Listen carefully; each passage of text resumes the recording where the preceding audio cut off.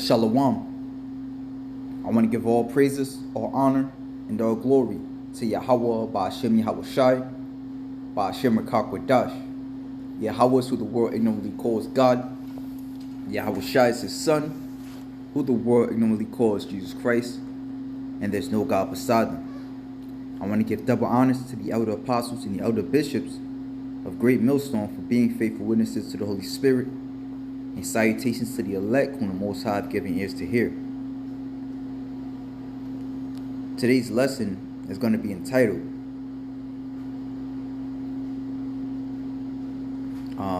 Yahweh, Fear Yahweh, Ba'ashem Yahweh Shai, or something to that extent. I might end up changing it up. However, that will be the synopsis of this lesson. Without further ado, this is Exodus chapter 20, verse 1.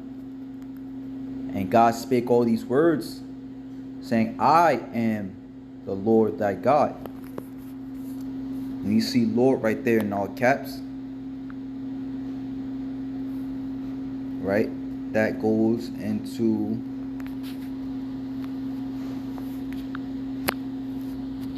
Salaki.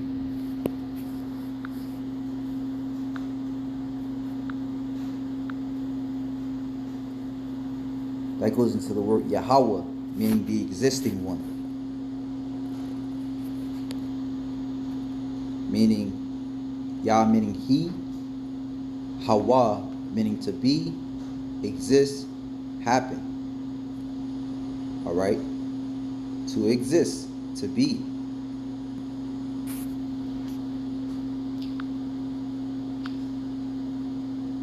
It says, and God spake all these words, saying, I am Yahweh, thy God, which have brought thee out of the land of Egypt. That word God meaning Elohim or Allahayim. Right? That's the true way how to say it in the Hebrew. The Lashon Kodash. Meaning thy power. Where you see rulers, judge, divine one, angels, God. Alright.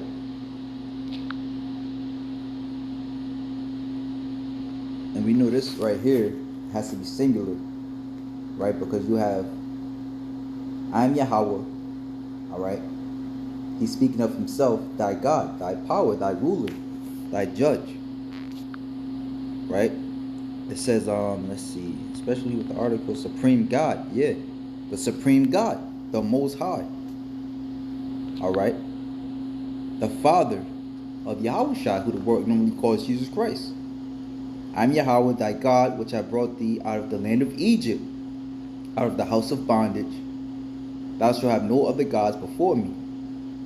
Thou shalt not make unto thee any graven image, or any likeness of anything that is in heaven above, or that is in earth beneath, or that is in the water under the earth. And how did Yahweh bring us out of Egypt? Let's go to Exodus chapter 14.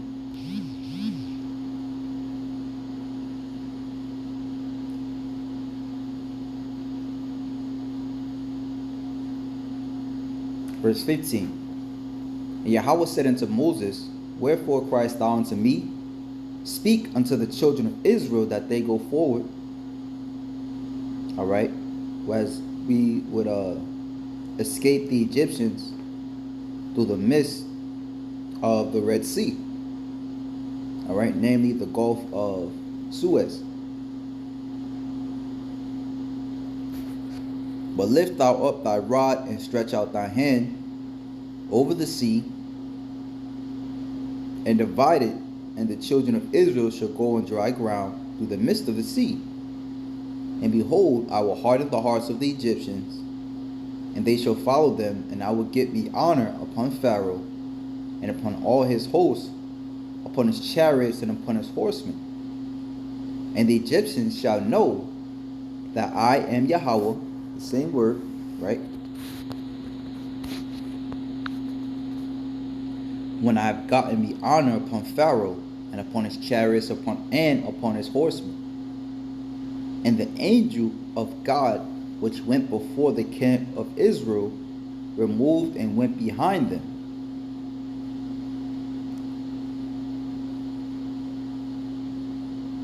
And the pillar of cloud went from before their face and stood behind them.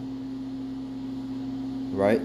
Now, in this pillar of cloud, as it tells us in Psalms 68.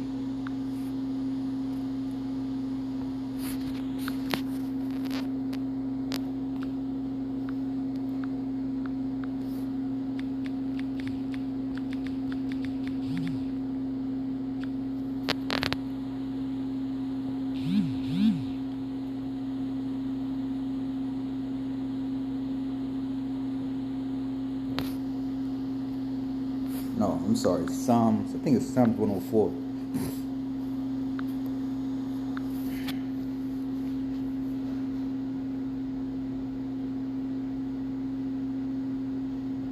Psalms 104 verse 3. I start at 1. Blessed be the Lord. Remember that word Lord is all caps. So it got to be Yahweh. O my soul, O Yahweh my God, thou art very great. Thou art clothed with honor and majesty, who covers thyself with light as with a garment, who stretcheth out the heavens like a curtain, who layeth the beams of his chambers, and the waters, who maketh the clouds his chariots. Now when you go into that word chariot, it means rakab, meaning vehicle. Alright, so that pillar of cloud would be the Lord's chariot, would be the Lord's vehicle, would be how the Lord is going to ride him. Who waketh up upon the wings of the wind. Right? And this chariot or this cloud today would be known as a UFO, a UAP. Alright? So as we go back now into the story of Exodus, right? The account of Exodus. Right? Where it says,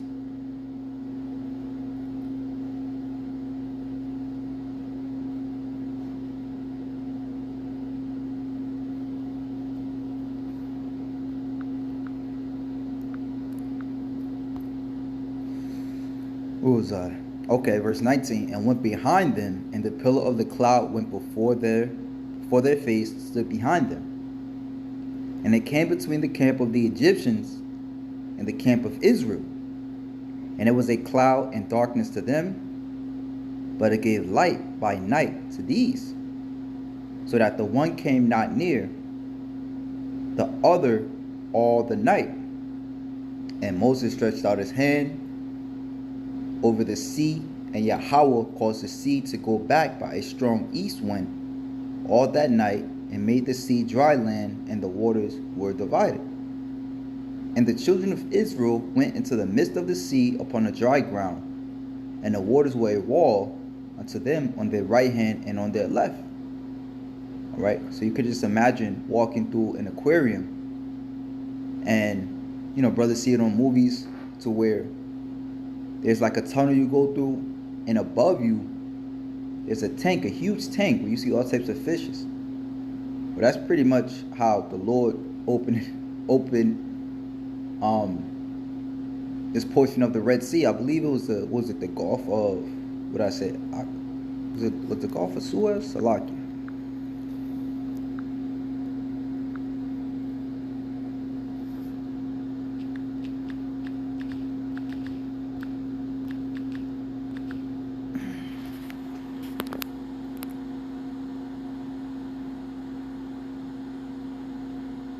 Alright, so yeah, it was the Gulf of Suez. Salaki. So it says, that was the portion of the Red Sea that we went through. And it came to pass that in the morning watch, Yahweh looked into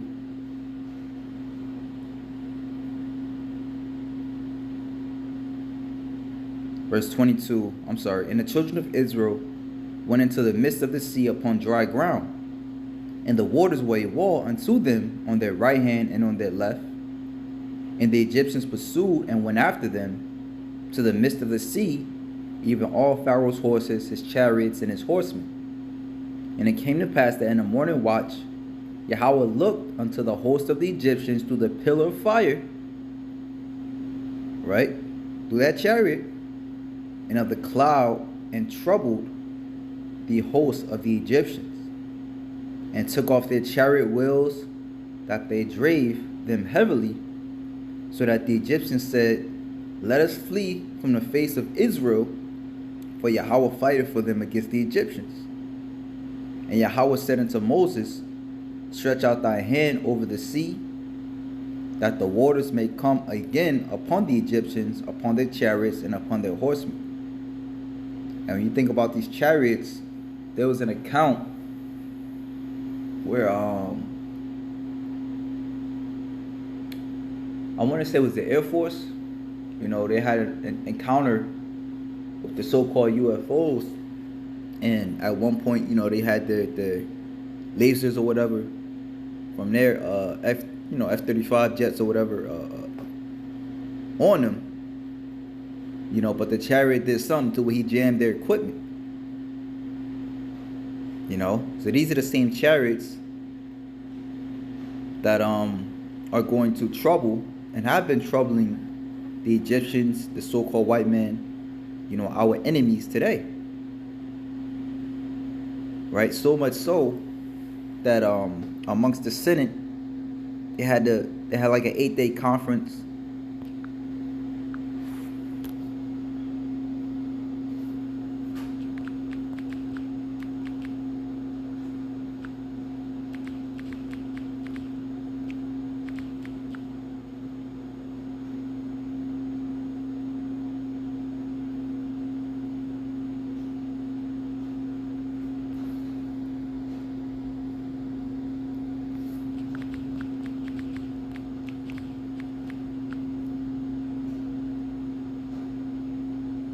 Right.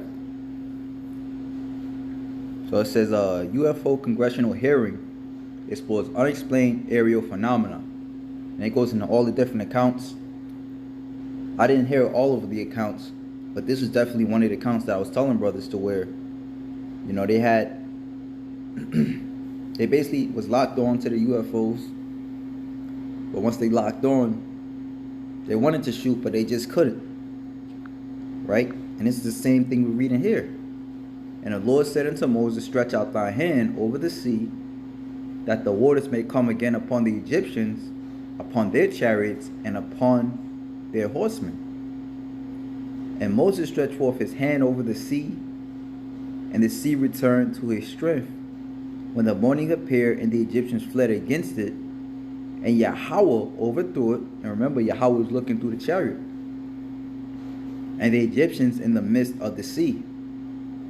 And the waters returned and covered the chariots and the horsemen, and all the hosts of Pharaoh that came into the sea after them. There remained not so much as one of them. But the children of Israel walked upon dry land in the midst of the sea, and the waters were a wall unto them on their right hand and on their left.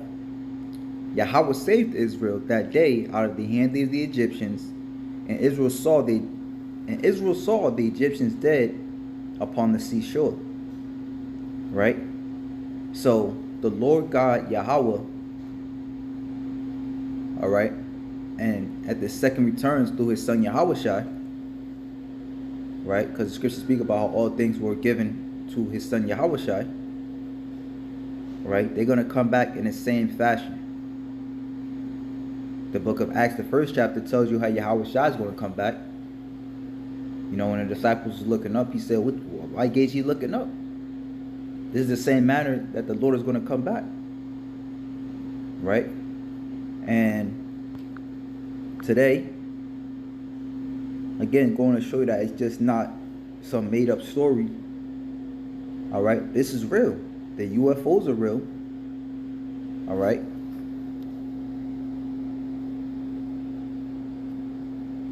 You see, an 8-day conference. Here it is. You set apart your time from running the country to talk about UFOs that's supposedly not real. No, these things are very real. All right? And they're so real, all right, and so majestic and so misunderstood, that they have names like unidentified flying objects, UAPs, unidentified aerial phenomenons. Yeah, it's a phenomenon to you. All right, let's look up that word phenomenon. Let's hold up. Getting a little excited here. UAP.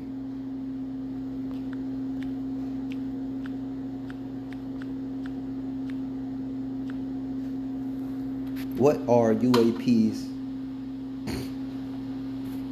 Let's see what this says. What are UAPs and why do UFOs have a new name? Washington, members of Congress have stunning testimonies during a hearing July 27th with a former intelligence officer turned whistleblower and two pilots about their experience with strange, seemingly inexplicable objects that hundreds of pilots have reported encountered in recent years. The hearing held by House Subcommittee focused on so-called UAPs, the formal government name for objects that had previously been known as UFOs. The witnesses shine a light on an issue that has attracted renewed interest over the past several years, but many Americans are turning their attention to the phenomenon for the first time. Separately, NASA convened a group of 16 experts to review how data about UAPs is collected across the government and private sector and issue recommendations for how the space agency can contribute to investigations into their origins. All right. Pretty much all they really got to do is listen to the prophets, but seeing is believing. Right? And as we draw closer to that great and terrible day, those chariots are going to swing lower and lower, all right, until the point of our salvation and their destruction. All right, it tells us in Zechariah the 5th chapter that these chariots, right, Zechariah chapter 5 verse 1, then I turned and lifted up my eyes, and looked, and behold, a flying roll. And he said unto me, What seest thou? And I answered, I see a flying roll. The length thereof is 20 cubits, and the breadth thereof 10. It's a lot. Then said he unto me, This is the curse that goeth forth over the face of the whole earth, for everyone that stealeth shall be cut off, as on this side according to it, and everyone that sweareth shall be cut off, as on that side according to it. I will bring it forth, saith Yahweh of hosts, and it shall enter into the house of the thief. All right, and are not we this day in our captivity? All right, and it's within us to look for salvation from the heavens. As a matter of fact, you got the old Negro spiritual, swing low, sweet chariot, coming forth to carry me home. All right, and that same song speaks about how they looked over the river Jordan, and what did they see? A chariot coming forth to carry me home. So the Israelites, the afflicted, the so-called blacks, Hispanics, Native Americans, all right, are looking for that salvation in the time of their affliction. And guess what? This devil is looking to increase your affliction. All right. The scriptures speak about what's that? Exodus 20 and 16. If a man steal a man and he be found in his hand, that man should surely be put to death. Right? Esau's looking to chip the Lord's people, all right, and it turned them against him, against the Lord. But as scripture says, it's impossible to deceive the very elect, nor to pluck them out of the Lord's hand. All right. Then say he unto me, This is the curse that goeth forth over the face of the whole earth. For everyone that stealeth shall be cut off as on this side according to it, and everyone that sweareth shall be cut off as on that side according to it.